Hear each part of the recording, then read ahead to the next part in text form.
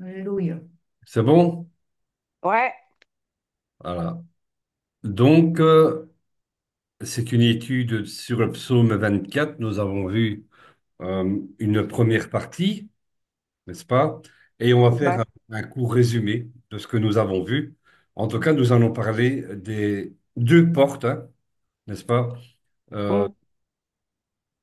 donc, voilà. Et donc, je vais un peu le lire, je vais un peu relire le verset 7 dans le psaume 24. Là, ici, je prends la Bible. Le psaume 24, verset 7. Voilà.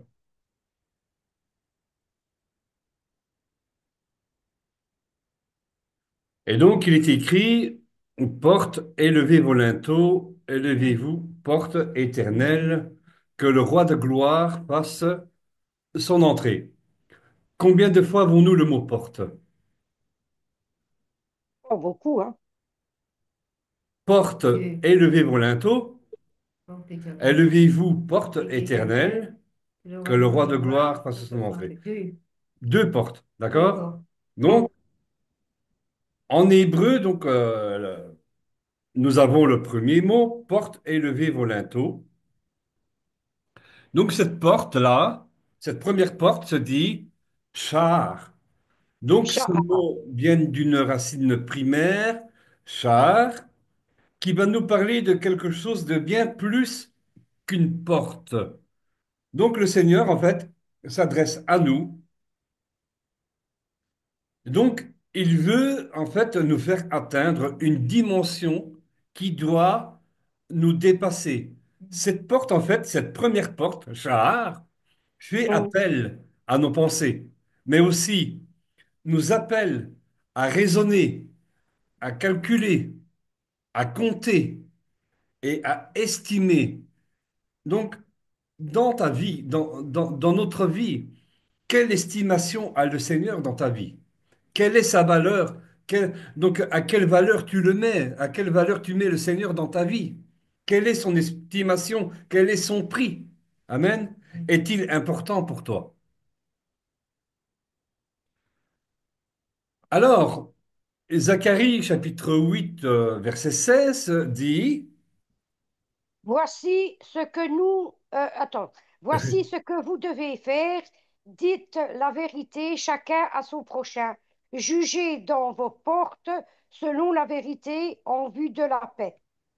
c'est-à-dire que Dieu il a en horreur les menteurs. Et ce terme, juger dans vos portes, nous fait penser à ce que Paul dit. Hein. Donc, il nous invite, n'est-ce pas, à nous examiner nous-mêmes, mais aussi nous-mêmes, hein, de, Ouais. de nous juger nous-mêmes, selon 2 Corinthiens, le chapitre 13, le verset 5, et 1 Corinthiens, chapitre 11, le verset 31. Donc, il est dit, juger dans nos portes, c'est examiner nos voies. Et donc c'est cette première porte, hein, donc Shahar, donc c'est notre cheminement vers la sanctification. Amen. Ouais. Nous avons vu aussi dans la deuxième partie du verset 7 une autre porte que nous disons, élevez-vous, porte éternelle. Porte est écrit au singulier pétard. Pétard, Pétard. pétard. En hébreu.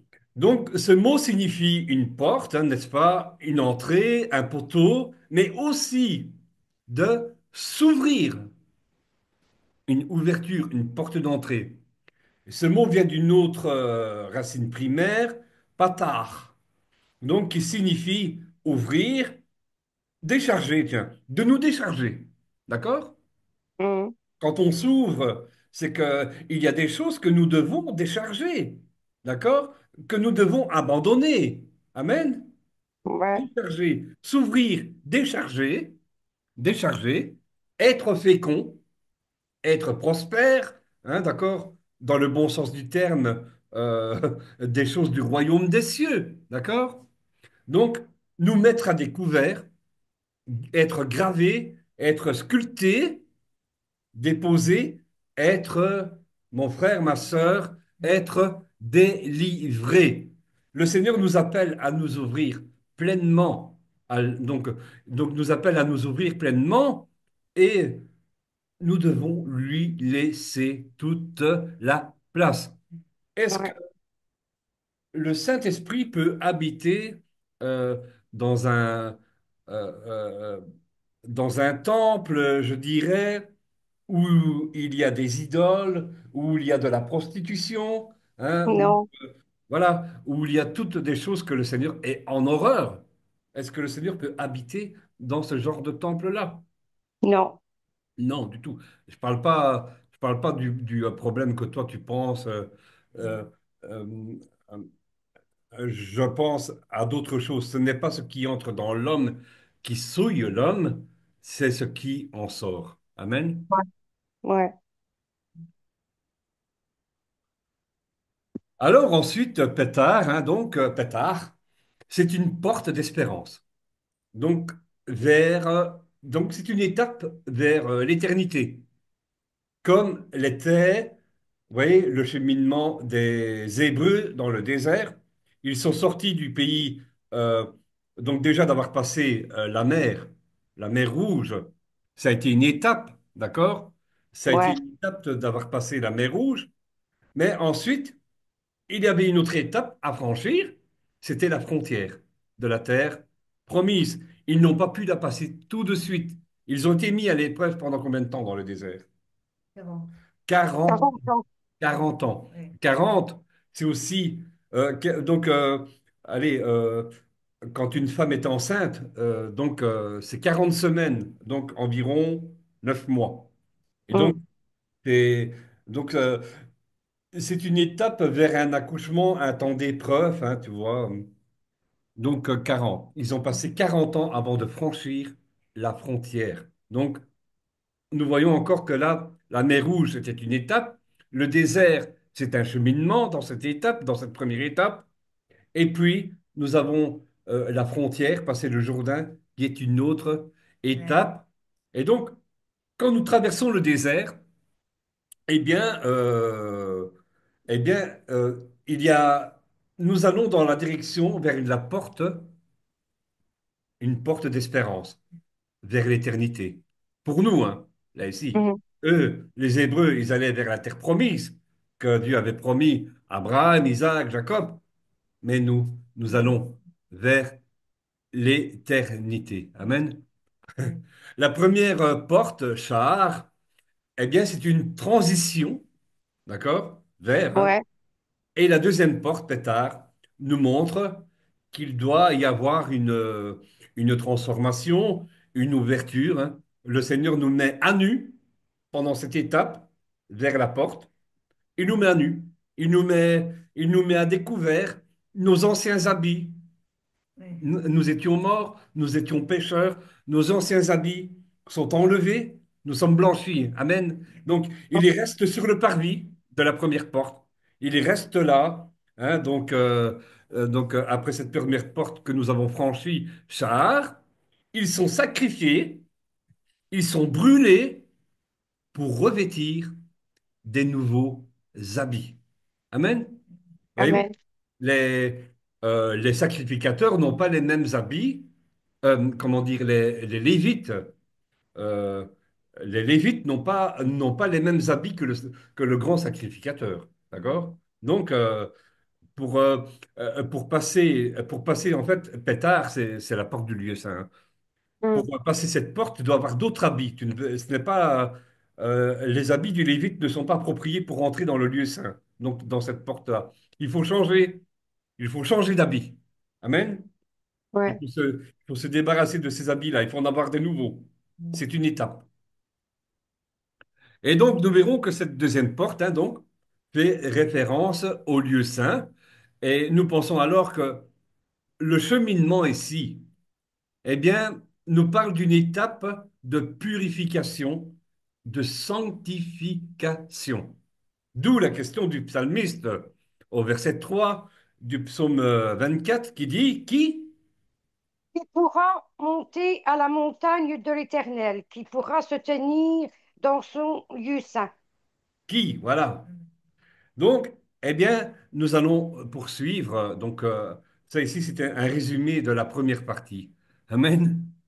Oui, Dans le psaume 24, nous lisons, hein, verset 7, donc la fin du psaume 24, verset 7, nous lisons, Que le roi de gloire fasse son entrée. voilà, que le roi de gloire fasse son entrée. Que le roi de gloire fasse son entrée. Veyavo, Meller, Akavot.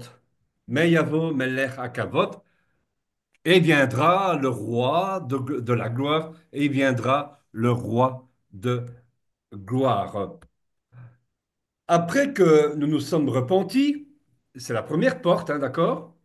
oui. Et que nous avons passé par les eaux du baptême, qui doit faire son entrée? Cela me fait penser à ce que Paul dit dans 1 Corinthiens, chapitre 6, versets 17 à 19. Attends, hein. Voilà. Mais celui qui s'attache au Seigneur est avec lui un seul esprit. Fuyez l'impudicité, quelques autres péchés qu'un homme commette. Ce péché est hors du corps, mais celui qui se livre à l'impudicité pêche contre son propre corps. Ne savez-vous pas que votre corps est le temple du Saint-Esprit et qui est en vous? Que vous avez reçu de Dieu et que vous ne vous appartenez point à vous-même. Ici, pour qu'il y rentre, il y a un abandon de notre vieille nature, de notre, du vieil homme, de ce que nous étions avant. Il doit y avoir un abandon total. D'accord? Oui, Euh, donc, ne savez-vous pas que votre corps est le temple du Saint-Esprit qui est en nous? Donc, si notre corps est le temple du Saint-Esprit, puis-je commettre l'impudicité? Puis-je voler? Puis-je médire? Puis-je faire du mal aux gens? non. Non. Amen. 1 Corinthiens chapitre 3 verset 16 nous dit encore, ne savez-vous pas que... Vous êtes le temple de Dieu et que l'Esprit de Dieu habite en vous. Amen. Voilà. Est-ce que Dieu pouvait habiter dans le temple où, euh, où les prophètes d'Astarté avaient érigé le poteau sacré d'Astarté et qu'on y faisait de la prostitution sacrée même dans le temple? Mm, Est-ce que Dieu peut habiter là? non, Amen. Nous attacher au Seigneur commence par le siège de nos nous pensées. pensons. Nous pensons, donc en fait, le Seigneur nous demande, regarde vers moi. Amen. Nous passons par l'étape de la purification, nous passons par la délivrance, nous passons par la transformation. On laisse le Seigneur nous sculpter en nous ouvrant à lui. On le laisse, nous sommes le temple du Saint-Esprit et c'est là qu'il veut y faire. C'est en nous, c'est en nous qu'il veut faire sa demeure. Donc c'est là qu'il veut y faire sa demeure.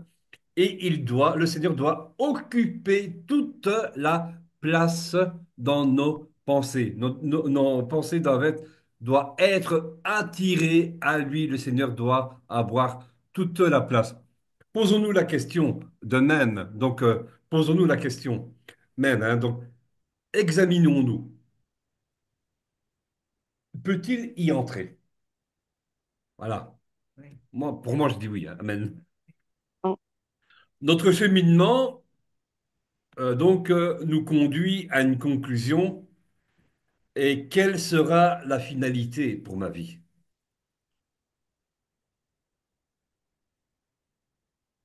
Mm. Quand on donne, ouais, là ici j'ai oublié une phrase, je devrais aller remodifier ça. Quand on donne au Seigneur toute la place, eh bien, qu'est-ce qu'il fait? Il nous prépare une place dans son royaume. N'est-ce pas Ouais. Yeshua? Jésus dit, en effet, dans l'évangile de Jean, le chapitre 14, verset 1 à 3. Tu veux lire, Angel? Que votre cœur ne se trouble point. Croyez en Dieu et croyez en moi. Il y a plusieurs demeures dans la maison de mon Père. Si cela n'était pas, je vous l'aurais dit. Je vais vous préparer une place. Et lorsque je m'en serai allé et que je vous aurai préparé une place, je reviendrai et je vous prendrai avec moi, afin que là où je suis, vous y soyez aussi. Quand on donne Amen. la place au Seigneur, toute ta place. Waouh! Quelle espérance, n'est-ce pas? Mm. Ouais. Donc, nous tendons vers cette porte d'espérance. Qu'est-ce que le Seigneur prépare pour nous? Une Pendant que nous place. sommes ici, Une en train place. de, en train de persévérer, de, malgré les épreuves, que nous continuons à suivre le Seigneur, que nous sommes en train de persévérer avec foi. Qu'est-ce qu'il nous prépare? Une place. Une Amen. place Et il y a quoi pour nous dans son royaume? Il y a plusieurs demeures, de... donc des maisons, des villas, que sais-je. Ouais. Amen. Nous avons parlé jusqu'ici qu'il y a donc deux portes, Shahar et Pétard. D'accord? Mm. Nous avons donc cette référence dans le livre d'Exode concernant le tabernacle. Nous avons la porte du parvis, n'est-ce pas, dans Exode chapitre 27, verset 16, pardon. Et ensuite, la porte d'entrée de la tente, dans Exode chapitre 26, verset Mm. 36. Mm. Mais ensuite, il y a une troisième porte. Et Mm. c'est dans la logique. Il y a comme une sorte de troisième porte qui est plutôt citée comme une séparation, un voile, une séparation entre le lieu saint, donc pétard, hein, pétard c'est le lieu saint, Ouais. entre le lieu saint et qu'est-ce qu'il y a entre le lieu saint? Après le lieu saint, il y a le lieu C'est très ça. saint. D'accord? Là, c'est encore une autre étape. Dans l'analyse de ce psaume 24, eh bien, nous voyons l'image du tabernacle. Notre tabernacle, c'est Il fallait. Yeshua, c'est Jésus, à qui nous nous abandonnons, à qui donc nous nous déchargeons sur lui. Il prend tout sur la croix par son sacrifice dans le tabernacle. Qu'est-ce qu'on y faisait dans la cour du parvis? On y faisait des sacrifices. Ouais. Amen. Donc, on se décharge, on se décharge, on se décharge. Nous abandonnons tout à notre Seigneur Yeshua. Mm. Le tabernacle était composé de trois parties. Donc, l'un était le parvis, où se trouvait l'autel des holocaustes, hein, donc là où on faisait les sacrifices, où le peuple apportait les sacrifices, donc la porte du parvis. Donc, elle est décrite comme un lieu public. Et donc, dans cette cour se déroulent les sacrifices, entre autres expiatoires, pour le pardon de mes péchés. Amen. Heureusement, Ouais. aujourd'hui, on n'a plus besoin de faire ça. Yeshua, Jésus est notre sacrifice, donc à perpétuité éternelle. Et donc, cette première porte nous montre le chemin, et c'est vers cette étape que le Seigneur nous conduit pour que nous ayons la vie sauve. Pour Mm. que tu aies la vie sauve, tu dois laisser derrière, tu dois sacrifier sur l'autel tout ce qui te retient. Amen. Il fallait un sacrifice. Et cette porte du parvis nous parle d'une mort, faire mourir notre ancienne nature. Et Yeshua est mort pour nous délivrer de notre ancienne nature. Jésus dit dans Jean chapitre 14, verset 6. Il nous dit, Je suis le chemin, la vérité et la vie. Nul ne vient au Père que par moi. On parle de chemin ici, d'accord? Bon. Ouais. Magnifique, hein. Ici, donc, vous avez la première porte. Ça, donc, c'est la porte du parvis, d'accord? Et donc, Ouais. et après cette porte, vous avez la cour où on venait apporter nos sacrifices pour l'expiation, pour le pardon de nos péchés. Amen. Mm. Ça, c'est une étape et c'est pas encore fini. Il faut aller encore plus loin. Amen. Ouais. Déjà franchir cette porte. OK. Et ensuite, il y a un autre verset qui nous indique le chemin. Quand nous passons par la porte du parvis, le chemin nous conduit vers une seconde porte, c'est celui du lieu saint.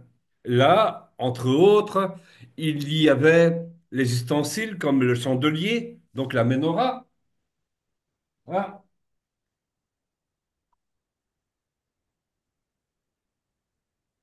la menorah, qui devait être allumée jour et nuit. Donc, on devait veiller, d'accord? Élevez-vous, porte éternelle. Pétard, c'est la porte d'entrée du lieu saint. C'est une étape. Amen. C'est cette porte-là, la porte pétard du lieu saint. Donc, c'est cette entrée-là. Donc là, ici, nous sommes sur le point de franchir la deuxième porte. Passer cette porte, que voit-on? Eh bien, nous voyons le chandelier. Voilà. Nous voyons le chandelier. Mm. Et ensuite, la table des pains de proposition. Vous voyez, les pains qu'on fait pour Shabbat, hein? Ouais. Ça peut être des pains ronds, hein. Mm. Et ensuite, nous avons l'autel d'or et de l'encens. Donc, c'est là qu'en fait qu'on fait monter nos prières vers, vers le Seigneur, d'accord? Hein. Ouais. Sur la table des pains de proposition, il y avait 12 pains en deux rangées de 6. 12, hein. Ah, Ouais. un chiffre très, très symbolique, hein. Combien de disciples il y avait? Hier, on était à 12. Mm. 12. Hier, on était à 12. Combien de tribus y a-t-il en Israël? 12. Amen. Le chandelier donc devait être allumé continuellement jour et nuit. Les pains de proposition devaient être changés, écoutez bien, devaient être changés à chaque Shabbat.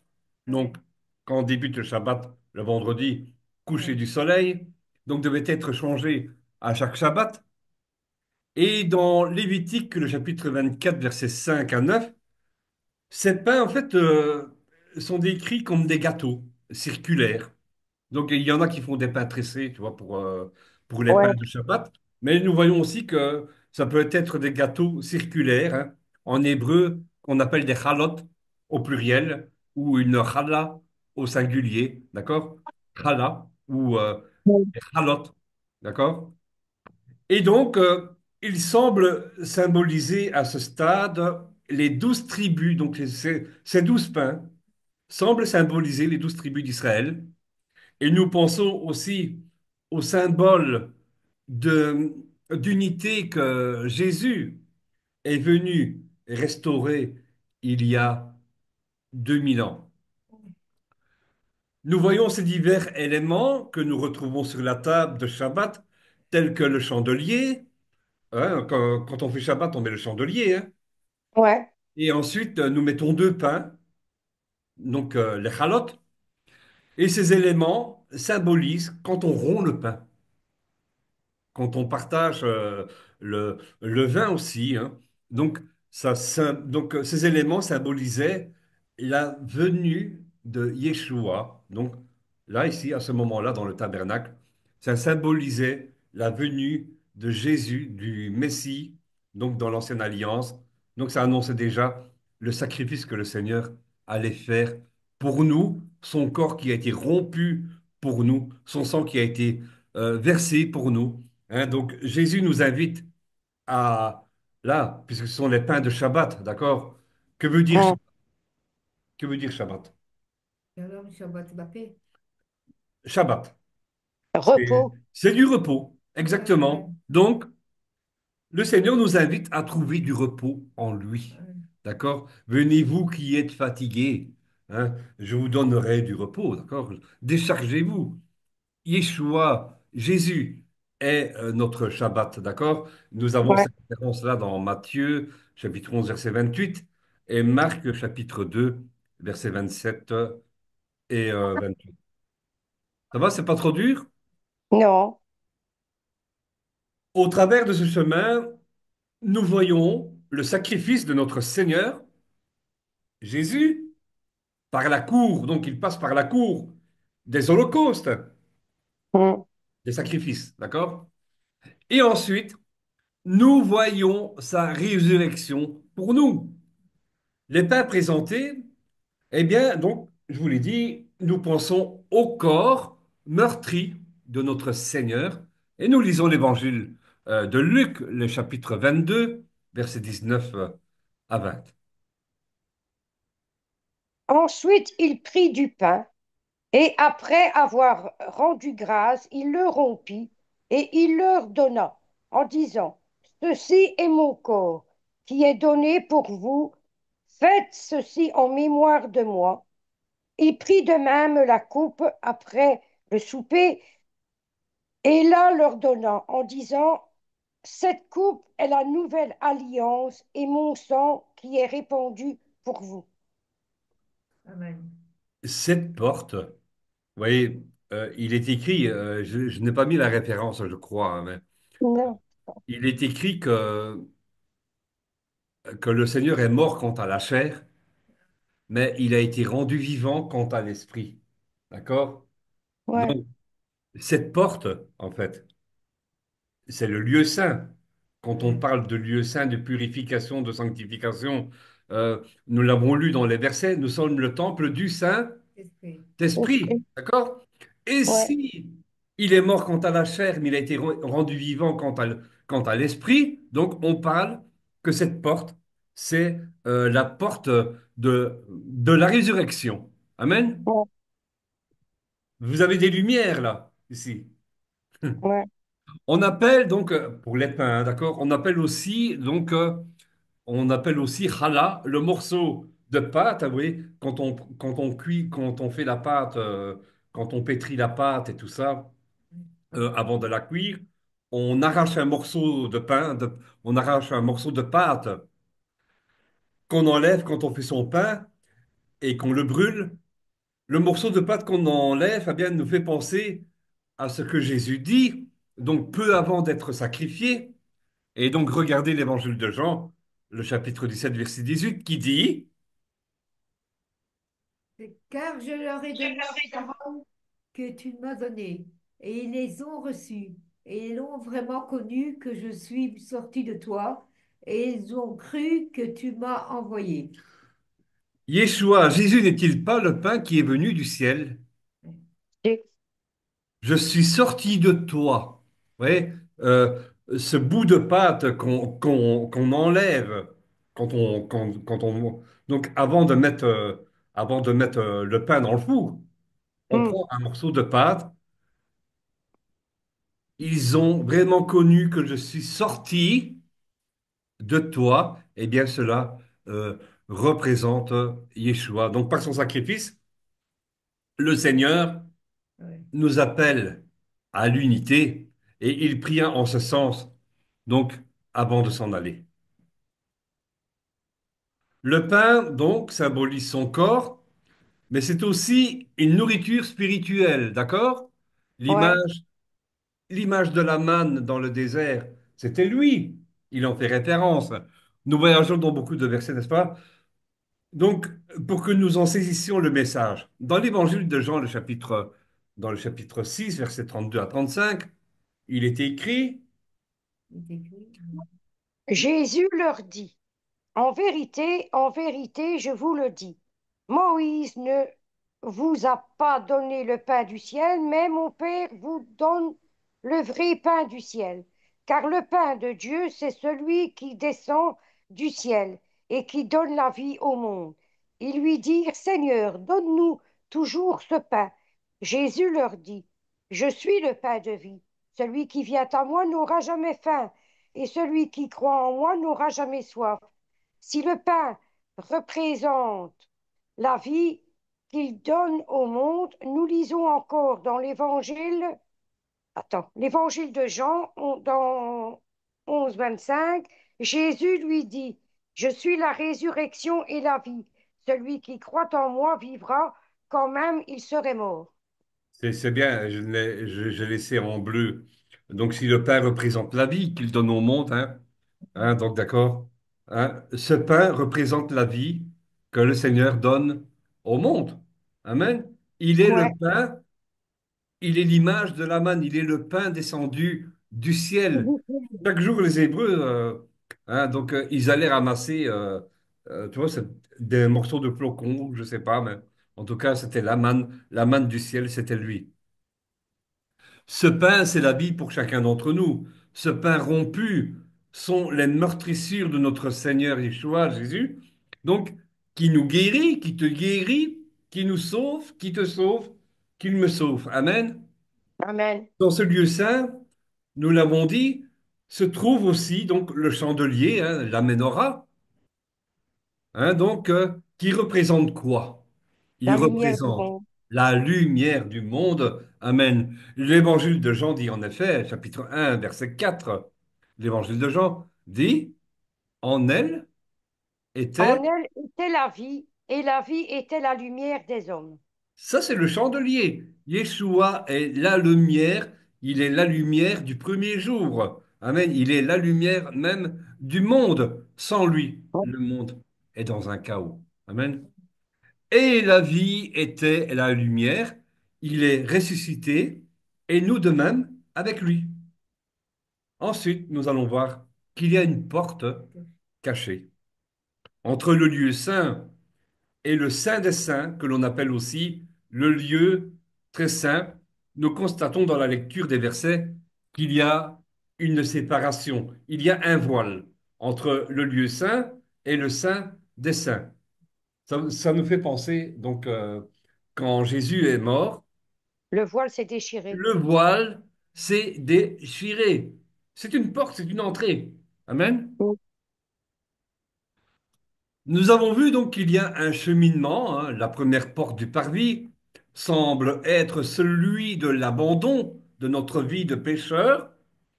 C'est le chemin d'Élie, ou, si vous voulez, Jean le Baptiste, pour mieux comprendre la portée. Et quel message avait Jean Baptiste? Comme La j'ai repentance. Repentance, amen. Donc, se repentir est une étape qui demande, et je vous assure, c'est pas facile, qui nous demande des sacrifices, d'abandon dans notre vie, de briser parfois notre orgueil, de déposer sur l'autel des sacrifices tout ce qui ne plaît pas à Dieu. oui. Amen. Mm. C'est- Il y a un prix, mais je crois que ce n'est pas si dur que ça si nous faisons confiance au Seigneur. Et ensuite, la deuxième porte est une autre étape. Cette porte, c'est l'entrée du lieu saint qui nous parle, comme nous l'avons vu, d'être mis à nu, d'être mis à découvert. Ouais. Vous voyez, quand vous passez au scanner, Ouais. le médecin dit que tu dois passer au scanner. Moi, à l'œil nu, je ne vois pas tes os. Ainsi, le Seigneur nous scanne, nous sommes mis à nu devant lui, rien ne lui est caché. D'accord? Ouais. En effet, Hébreux, chapitre 4, verset 13 dit, hein, Angela? Là. Nulle créature n'est cachée devant lui, mais tout est à nu et à découvert aux yeux de celui à qui nous devons rendre compte. Amen. Je bégaye, excusez. Dans cette étape de sanctification, le Euh, Seigneur nous sculpte. Il nous grave. Il est là au marteau. Donc, c'est lui le potier et nous, nous sommes quoi? L'argile. L'argile. Amen. Nous devons nous laisser transformer par lui. Ce mot pétard donne le sens d'être gravé. Aussi, peut-on penser être marqué du sceau de Dieu. Amen. Nous Amen. avons, nous sommes marqués du sceau de Dieu. Ma sœur Marie-Noël, Angela, et toi qui suis ce message, tu es marqué du sceau de Dieu. Amen.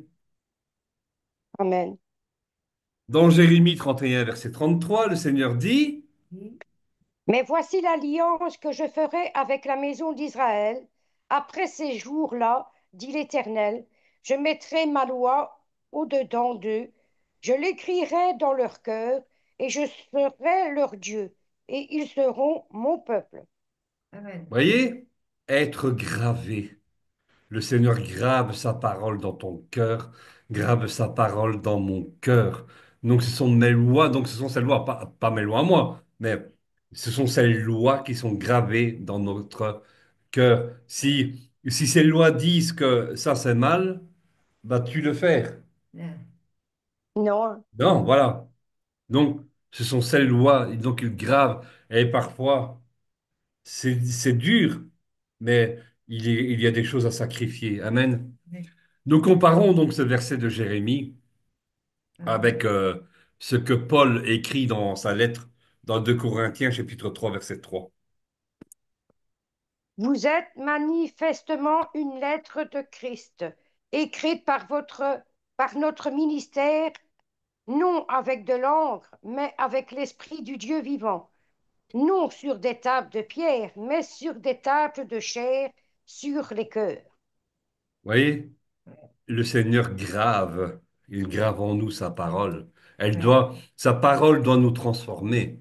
Sa parole doit nous faire changer. Amen. Plus proches nous serons de la parole, de la vérité, plus proches nous serons transformés.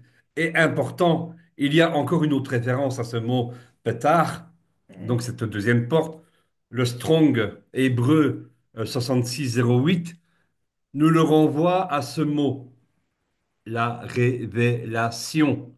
Qui peut nous donner la révélation? Dieu. C'est le Amen. Dieu. Le Saint-Esprit, Dieu, Amen. Amen. Qui dit révélation, seul l'Esprit Saint peut nous éclairer et témoigner à notre esprit. L'Esprit Saint témoigne hein, de Christ. Hein. Ouais, Il y rendra témoignage. D'accord?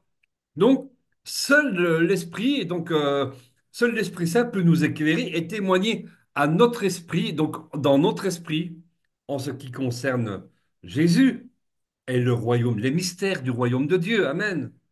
Je vous ouais. révélerai des choses cachées. Amen. Voulez-vous que Dieu vous parle?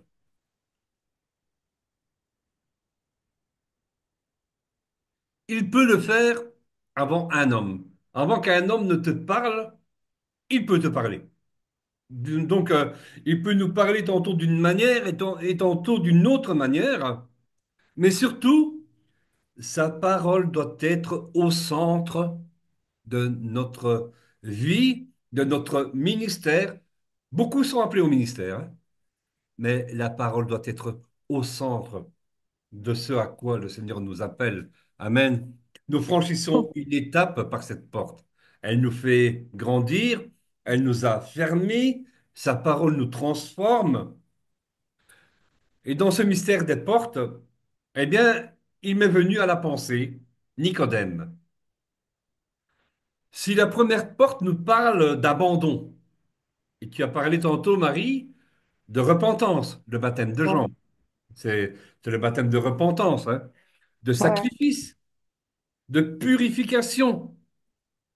Eh bien, il y a cette étape qui peut nous faire penser au baptême donc de Jean, et pour cette raison que j'expliquais, le cheminement d'Élie ou de Jean le Baptiste de repentance. Hein.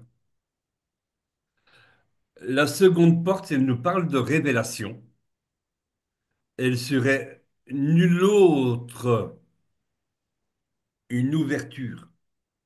Donc, elle nous appelle à nous, à nous ouvrir pour recevoir l'Esprit Saint. Que tu aies reçu le baptême d'eau. Quand est venue la colombe sur Jésus? Il a pris son baptême d'eau et après, le Saint-Esprit est venu sous une forme de colombe sur lui. Et le Seigneur fait entendre une voix du ciel. Celui-ci est mon fils bien-aimé, Mhm. en qui j'ai mis toute mon affection. Donc, pour recevoir l'Esprit Saint, celui qui nous révèle toutes choses, celui qui rend témoignage à notre esprit, l'Esprit de Dieu ne peut que venir habiter dans un lieu saint, un temple débarrassé de ce qui est impur. Yeshua dit à Nicodème dans l'évangile de Jean, le chapitre 3 verset 5. Jésus répondit, en vérité, je te le dis, si un homme ne naît d'eau et d'esprit, il ne peut entrer dans le royaume de Dieu. Voyez ce cheminement de la première cour, de la première porte. C'est un cheminement d'abandon. Le baptême de Jean, c'est le baptême de la repentance. Et puis, nous avons, après, qu'il faut encore... Donc, en fait, tu meurs, tu es plongé dans l'eau et tu reviens à la vie. Et il faut naître d'esprit. Amen. Ouais. Nous parlons de quoi? Nous parlons du Saint-Esprit. Amen. Et c'est là qu'est le mystère de ces deux portes.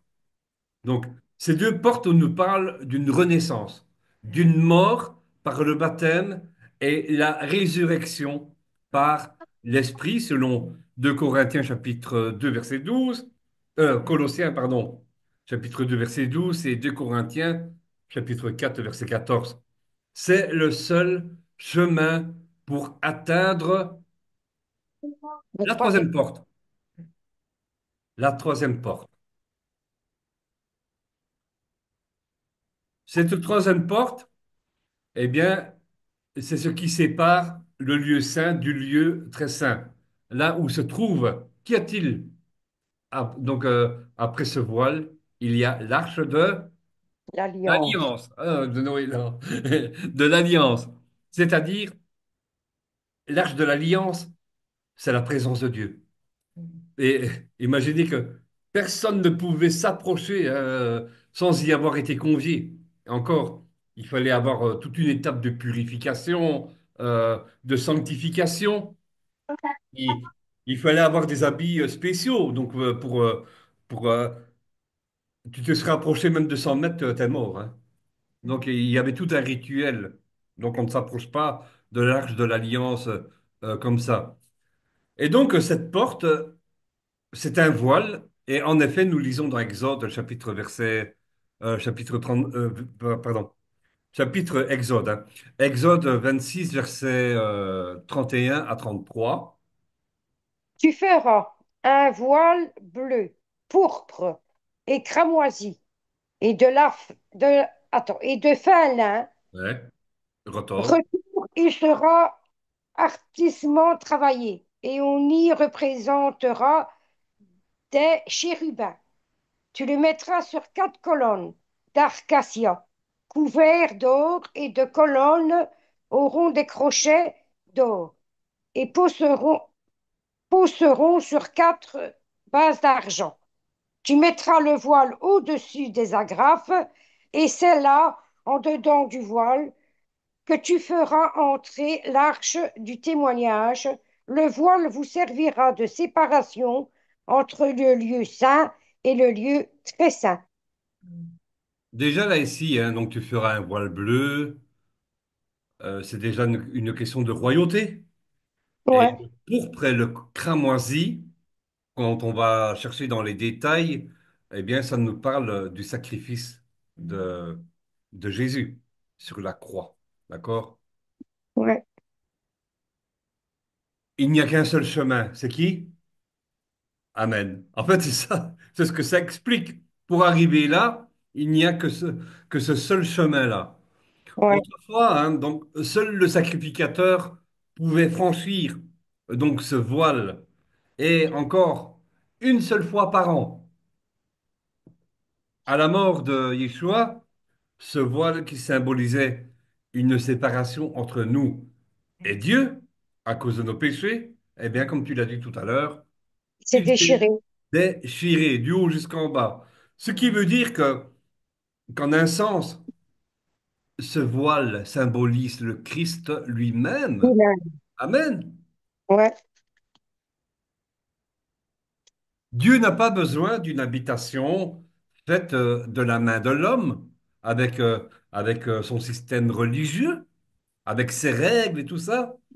Le temple fait de la main des hommes est détruit. Le temple a été détruit. Amen. ouais, En effet, aujourd'hui, ce temple, il est de nature spirituelle.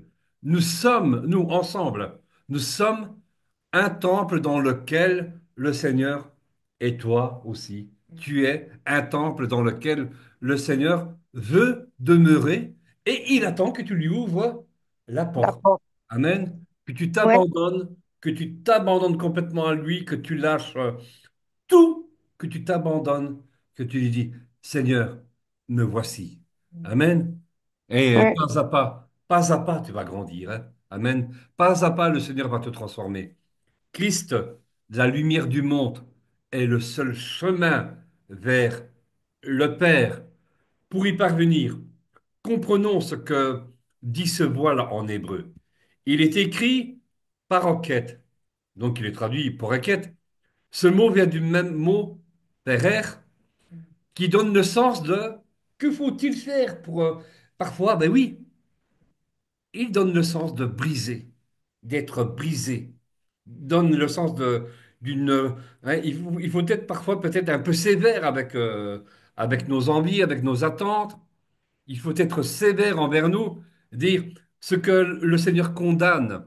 Est-ce que je vais faire le contraire de ce que le Seigneur condamne? Non, je vais être sévère, donc avec mon corps, je vais être sévère, je vais être cruel, je vais sacrifier tout ce qui ne plaît pas au Seigneur. En effet, Amen. Le Ouais. psaume 51, verset 19 dit, Les sacrifices qui sont agréables à Dieu, c'est un esprit brisé. ouais, il y a aussi d'autres versets qui pourraient dire un cœur brisé, un esprit Mm, brisé. Waouh! Amen. Nous voyons mm. pourquoi le Seigneur te fait passer par telles et telles épreuves. Pourquoi? Il y a une leçon. Il y a une leçon à en tirer. Le Seigneur veut nous briser. Et quand nous sommes brisés, il peut recoller les morceaux, il peut retravailler en nous. Amen. Donc, c'est dur à première vue. Et Yeshua, donc Jésus, dira dans l'évangile de Matthieu, le chapitre 11, verset 12, Depuis le temps de Jean-Baptiste jusqu'à présent, le royaume des cieux est forcé, et ce sont les violents qui s'y emparent. ce sont les violents qui s'en emparent, le royaume des cieux est forcé, ce sont les violents qui s'en emparent, donc dans la traduction grecque. Donc c'est biastes. Ce terme parle en fait que pour entrer dans le royaume des cieux, tu dois le vouloir. Tu dois le vouloir avec une force, avec une énergie. Forcer le royaume de cieux signifie prendre possession. Tu le veux vraiment. Tu dois l'enlever. Je veux vraiment. Tu dois enlever ce royaume de force. Tu dois le ravir. Tu dois le vouloir. Nous comprenons donc ici l'endurance, la persévérance que le croyant doit avoir pour y parvenir. Celui qui persévérera jusqu'à la fin sera On va sauver. sauvé. Paul fait référence à un athlète qui court pour un prix. Amen.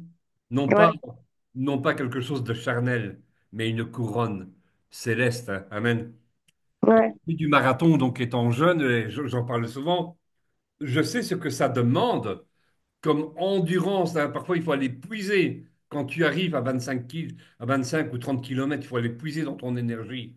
Et tu te dis, je veux arriver jusqu'à la ligne d'arriver. Même si je suis dernier, je serai premier. Je serai vainqueur. Amen. Parce que ouais, j'aurais franchi, j'aurais enduré, j'aurais été puisé dans mes forces. Je serais arrivé jusqu'à la ligne d'arrivée. Amen. On se ouais, fait violence dans notre corps. Et c'est tout l'image de ce que tu sacrifies sur le parvis dans la cour, du parvis dans la cour des holocaustes. Amen. Alors, on va bientôt avoir fini. Hein. La question du psalmiste dans le psaume 24, versets 3 et 4. Qui pourra monter à la montagne de l'Éternel? Qui s'élèvera jusqu'à son lieu saint? Celui qui a les mains innocentes et le cœur pur. Celui qui ne livre pas son âme au mensonge et qui ne jure pas pour tromper. Nous devons abandonner notre ancienne vie de pécheur, passer par la repentance, par le baptême, faire mourir notre vieille nature pour devenir une créature nouvelle en Christ. Paul nous exhorte à quoi faire selon Colossiens, pardon, chapitre 3, versets 5 à 10. Il nous appelle à revêtir l'homme nouveau. Tu es devenu une nouvelle créature quand tu as dit oui, Seigneur.